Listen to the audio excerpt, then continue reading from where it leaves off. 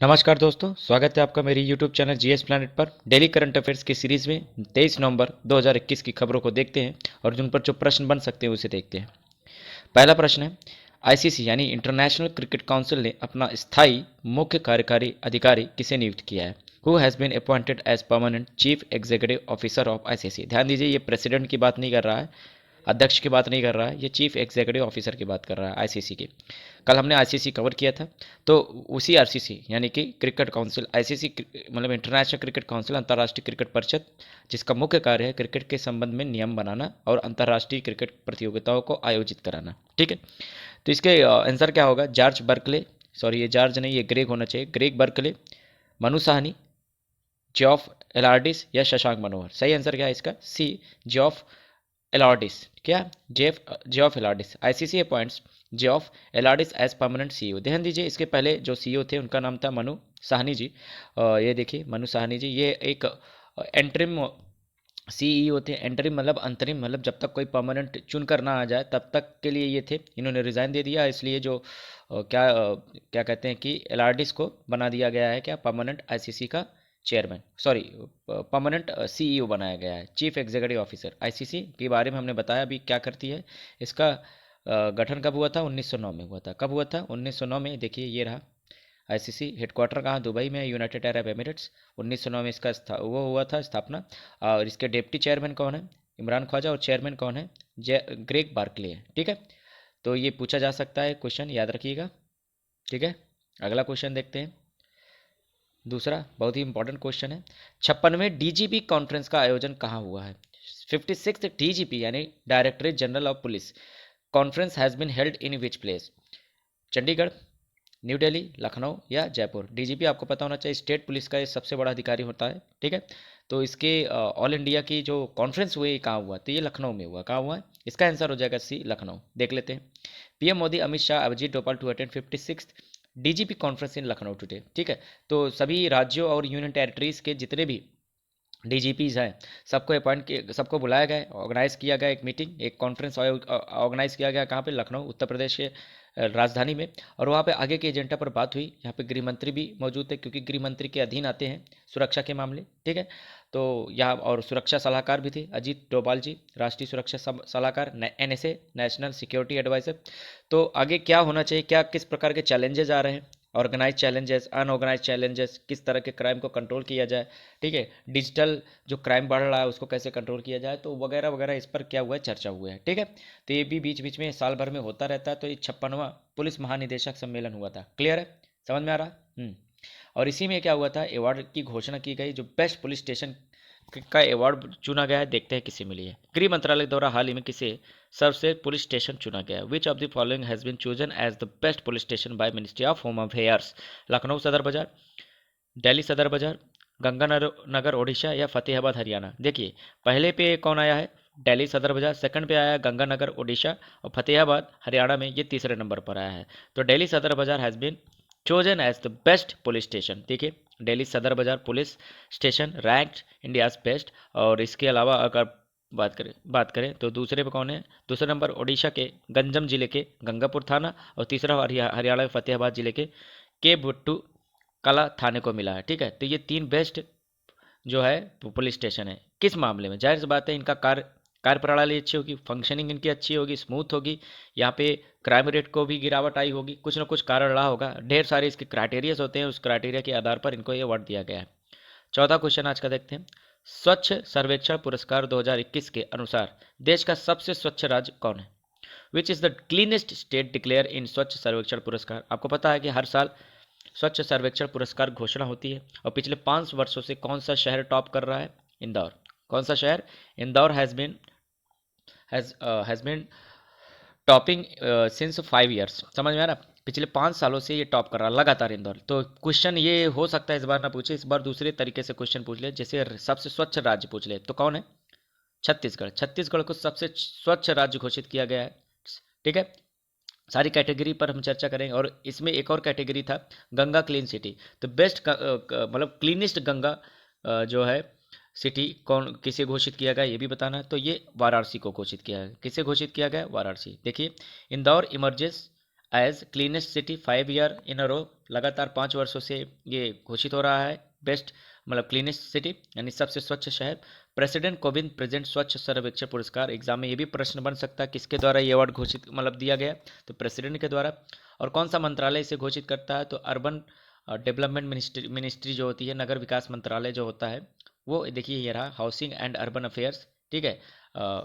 Housing को मतलब क्या बोलते हैं, घर ना, घर को क्या बोलते हैं, मकान। तो हाउसिंग को, हाँ आवास, आवास व नगर नगरीय मामलों के मंत्री, ठीक है, इसके द्वारा ये अवार्ड दिया जाता है, मंत्रालय ये रहा, ठीक। तो किसको किसको अवार्ड दिया गया है, देखिए इंदौर तो क्लीनेस्ट सिटी में आया है, वाराणसी क्या बेस्ट गंगा टाउन या बेस्ट गंगा सिटी में आया है, अहमदाबाद कैंटोनमेंट जो बेस्ट कैंटोनमेंट सिटी में आया है, ठीक, क्लीनेस्ट कैंटोनमेंट है कैंट एरिया, मेरठ कैंटोन और दिल्ली कैंटोन दूसरे और तीसरे नंबर पर आया। स्टेट अवार्ड की बात करें, छत्तीसगढ़ लगातार तीसरे साल से क्लीनेस्ट स्टेट रहा है, क्लीनेस्ट स्टेट। अगर हम 100 अर्बन लोकल बॉडीज़ की बात करें तो, और अगर उससे नीचे यानी 100 अर्बन लोकल बॉडीज़ यानी 100 नगर पालिकाओं से नीचे किसी राज्य में अगर व्यवस्था है, तो वहाँ पर झारखंड सबसे नंबर 1 शहर घोषित हुआ है, मतलब क्लीनेस्ट स्टेट कौन घोषित हुआ है, झारखंड। समझ में आ रहा, क्लीनेस्ट स्टेट कौन घोषित हुआ है, झारखंड। अगर मामला बिलो 100 अर्बन लोकल बॉडीज आता है, अर्बन लोकल बॉडीज आएगा, समझ में आने लगा। जो नगर निकाय होते हैं जैसे नगर पालिका नगर पंचायत है, इनकी संख्या अगर 100 से कम है तो झारखंड, इससे ज़्यादा में स्टेट तो छत्तीसगढ़। समझ में आ रहा है, तो ये एग्जाम में पूछा जा सकता है। बाकी आप मध्य प्रदेश के भी मैंने यहाँ पे डाल रखा है रैंकिंग, देख लीजिएगा अलग अलग शहरों की, ठीक है। तो 12 करोड़ रुपए पुरस्कार इंदौर नगर निगम को मिले और मध्य प्रदेश ने कुल 31 पुरस्कार जीता है, ये बहुत बड़ी बात है, ठीक है, अलग अलग कैटेगरी में, ठीक है। अगला क्वेश्चन, ग्रुप कैप्टन अभिनंदन जो आपको पता होगा F-16 विमान को उन्होंने उठा के पटक दिया था MiG-21 विमान से। ये अभी जब 2019 में क्या हुआ था, एयर स्ट्राइक हुआ था, उसके बाद भारत और पाकिस्तान के बीच मामला टेंस हो गया था, तो फाइटर्स जेट आपस में टकराए थे और अभिनंदन ने पाकिस्तानी F-16 जो कि एडवांस वर्जन का फाइटर प्लेन है उसको मार गिराया था। उसके बाद ये पाकिस्तान में जाके रहे थे और यहाँ पर पाकिस्तानी सेना ने इन्हें गिरफ्तार कर लिया था। हालांकि भारत सरकार के अत्यधिक दबाव के बाद 5 दिन बाद इन्हें छोड़ा गया था।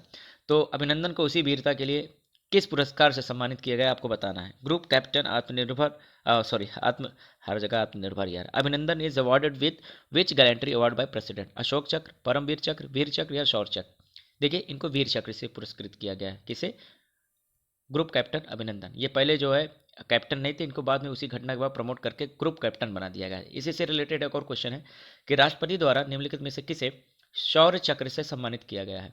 Who of the following has been awarded with gallantry award by president, Naib Subedar, यहाँ शौर्य चक्र होना चाहिए था, ठीक है, शौर्य अवार्ड, यहाँ हैज़ बिन शौर्य अवार्ड, ठीक है। नायब सूबेदार सोमवीर, ग्रुप कैप्टन अभिनंदन, मेजर विभूति शंकर डोडियाल या ए एंड सी बोथ। देखिए ए एंड सी बोथ होगा। नायब सूबेदार सोमवीर जी को शौर्य चक्र से सम्मानित किया गया और मेजर विभूति शंकर डोडियाल जी को भी शौर्य चक्र से सम्मानित किया गया है। आइए देखते हैं, देखिए ये अभिनंदन को मिल रहा है, अभिनंदन जी को वीर चक्र मिल रहा है, ठीक है। और उसके बाद देखते हैं, ये रहा। देखिए सेना के अवार्ड में बहुत सारी कैटेगरी होती है, तो अभी मैं सारी कैटेगरी पर भी चर्चा करूंगा। तो शहीद नायब सूबेदार सोमवीर को मरणोपरांत यानी पोस्टमसली शौर्य चक्र से सम्मानित किया गया।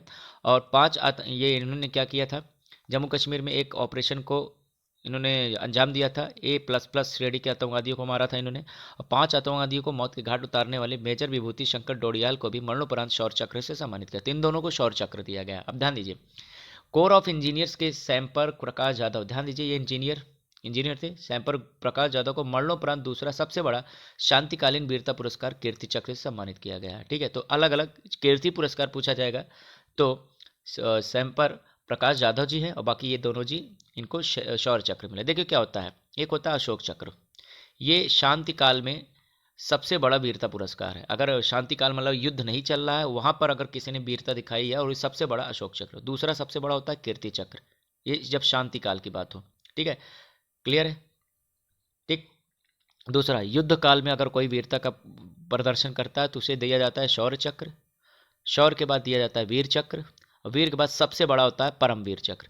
ये युद्ध के मैदान में कोई वीरता दिखाए तो शौर्य चक्र, वीर चक्र, परमवीर चक्र, और शांति में अगर वीरता दिखाता है तो कीर्ति चक्र, उसके बाद अशोक चक्र। क्लियर है, तो ये वर्ड याद रखिएगा।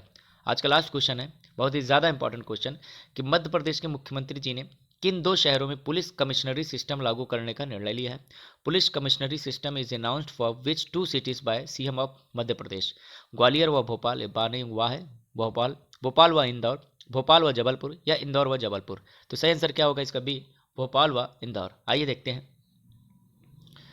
शिवराज सिंह जी का बड़ा ऐलान, इंदौर और भोपाल में पुलिस कमिश्नर प्रणाली लागू हो गई। ठीक है, तो ये पहले भी इन्होंने बोला था, जो है फिर से ये 9वीं बार घोषणा हुई, देखते हैं इस बार लागू होती कि नहीं। आइए समझते हैं पुलिस कमिश्नर प्रणाली होता क्या है। देखिए, पुलिस कमिश्नर के पिरामिड में, पिरामिड मतलब उस पूरे लूप में पुलिस महानिदेशक होते हैं, यानी कि डीजीपी।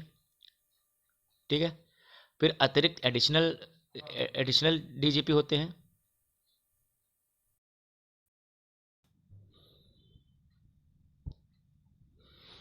हाँ देखिए, आपको बताया सबसे पहले क्या होता है यहाँ पे, डीजीपी होता है। ठीक है, उसके बाद एडिशनल डीजीपी हो जाएगा।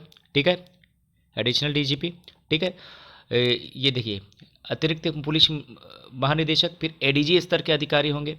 ठीक है, पुलिस कमिश्नर बनाया जा सकता है। उसके नीचे एडीजी आईजी स्तर के 2 जॉइंट पुलिस कमिश्नर होंगे। पिरामिड में एडिशनल पुलिस कमिश्नर होंगे, मतलब पूरा पूरा एक पुलिस तंत्र लगा दिया जाएगा ये 2 शहरों के लिए। ठीक है, ऐसा इसलिए क्योंकि यहाँ पे जनसंख्या बढ़ रही है, क्राइम बढ़ रहा है, तो क्राइम को कंट्रोल करने के लिए पुलिस का पूरा एक महकमा लगा दिया जाएगा। इसी को बोला जाता है क्या, पुलिस कमिश्नर प्रणाली, कि सबको कमिश्नर रैंक का अधिकारी बना दिया जाएगा। समझ में आ रहा है? क्लियर है इतने बड़े बड़े अधिकारियों को? ठीक है, तो ये होता है क्या, पुलिस कमिश्नर प्रणाली। ठीक है, ये कहाँ लागू होगा?